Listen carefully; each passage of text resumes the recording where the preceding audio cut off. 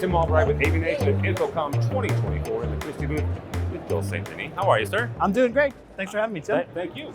First and foremost, congratulations on your 95th anniversary. Thank you very much. Yep. What does a longevity like that mean in the industry?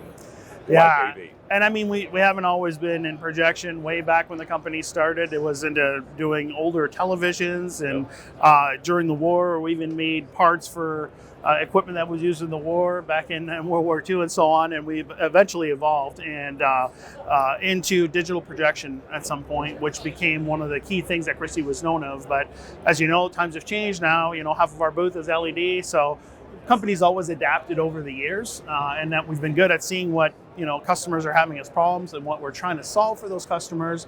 We try to come up with products that are aimed at specific customer needs effectively. Yeah. Well, we're sitting in front of one of your LEDs. Talk about that evolution and why LED, because you make projectors as well. That's right. Why a customer would choose LED over projection or projection over LED? Yeah, it's a great question. So one of the key things that LED allows you to overcome that is difficult for projection to handle is ambient light or outdoors, right? Okay. If you're sitting there, it doesn't matter how bright your projector is. We have a 50,000 lumen projector. If you're shining the sun at it, you're going to struggle to see it, right? So obviously projection does well in light-controlled environments or at night. It's ideal.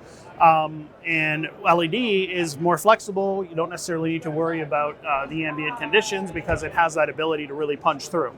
Now, on the flip side, there are a lot of applications where you want to be able to do, let's say, projection mapping on a 3D object, lighting up a building or a structure, a statue. You don't want to cover it with LED necessarily, right? So typically what happens is LED ends up being used more and more in fixed installations where you need that extra brightness and in applications where you have also somewhat of a smaller scale, right? You can imagine the cost of covering an entire building in LED, aside from the look, it would be cost prohibitive.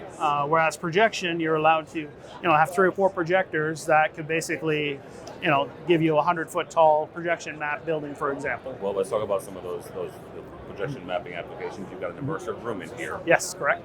Folks are going to walk through this, they're going to see the video and go, oh my gosh, that's fantastic. I don't know that I've ever used that. Or I want to use that. How do you get folks from the wow factor of that's really cool into the practical applications of this is where I can use it in my school. This is where I can use it in my corporate office. Yeah, that's a great question.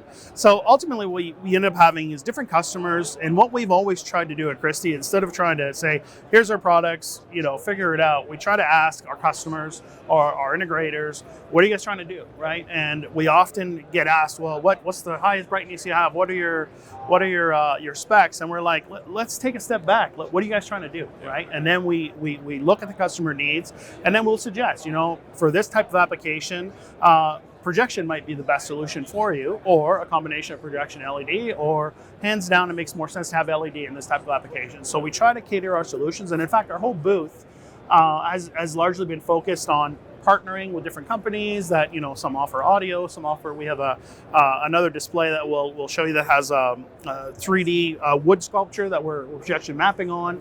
Those are the kinds of things that could be neat for museums or to showcase something that's more interesting than just looking at a standard image. You can have a 3D model and bring it to life with projection, for example, right?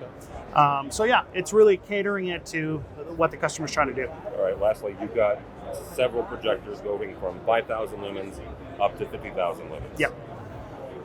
Lumens is one of those things. Yes. That I have lost the math somewhere in my head. Explain to somebody as they're looking, not necessarily at the specs and the speeds, but they're looking at a quote from somebody and they go, okay, this is a 5,000 lumen, this is 50,000 lumen.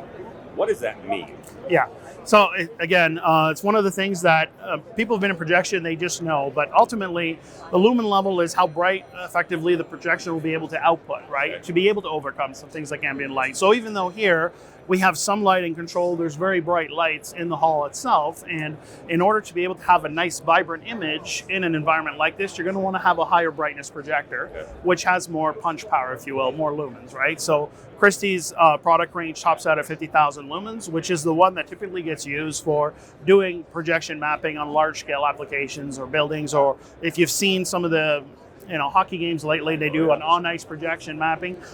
You can't have a 5,000 lumen projector, 75 feet up lighting up an ice rink, it's just going to be very dull, right? So you want that really punchiness. So that's why you need those high level brightness projectors.